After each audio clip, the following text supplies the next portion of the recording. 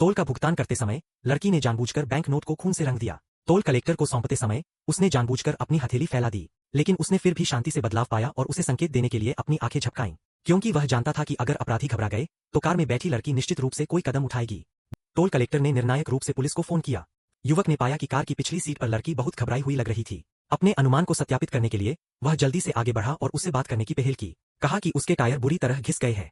कहा कि वह कार का प्लेटफॉर्म बदलने के लिए अगले दरवाजे पर जा सकता है।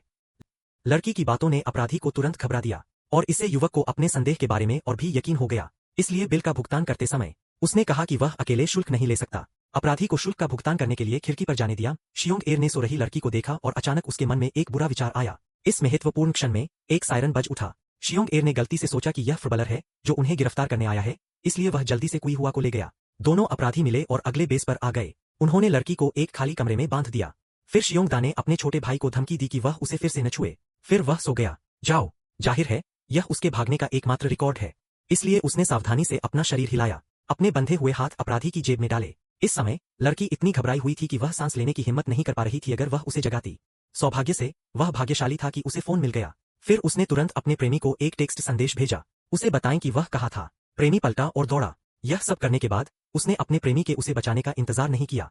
उसने फिर से अपनी जेब में हाथ डाला, फिर अंदर से खंजर निकाला और सफलतापूर्वक रस्सी खोलने के बाद उसने सावधानी से अपहरणकर्ता का हाथ हिलाया।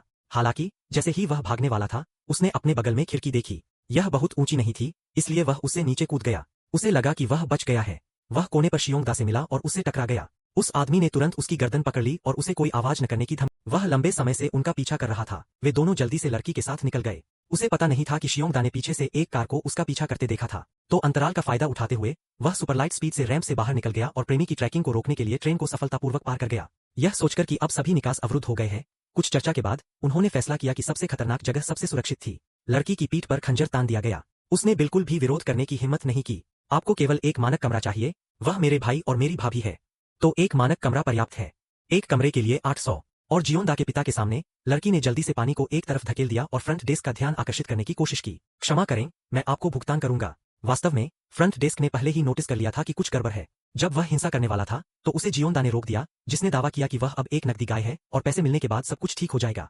फिर वह स्थिति की जांच करने के लिए बाहर जाना चाहता था, लेकिन जैसे ही वह चला गया जियोन एर ने अपने बड़े भाई के शब्दों को उसकी पीठ के पीछे फेंक दिया। लड़की पीड़ित होने वाली थी। सौभाग्य से फैबल का प्रेमी पहले ही होटल में आ चुका था। फ्रंट डेस्क की मदद से वह तुरंत कमरे में पहुंच गया और कुई हुआ को सफलतापूर्वक बचा लिया। जहां तक दो गैंगस्टरों का सवाल है, उन्हें फैबल ने जल्दी से पकड़ लिया जो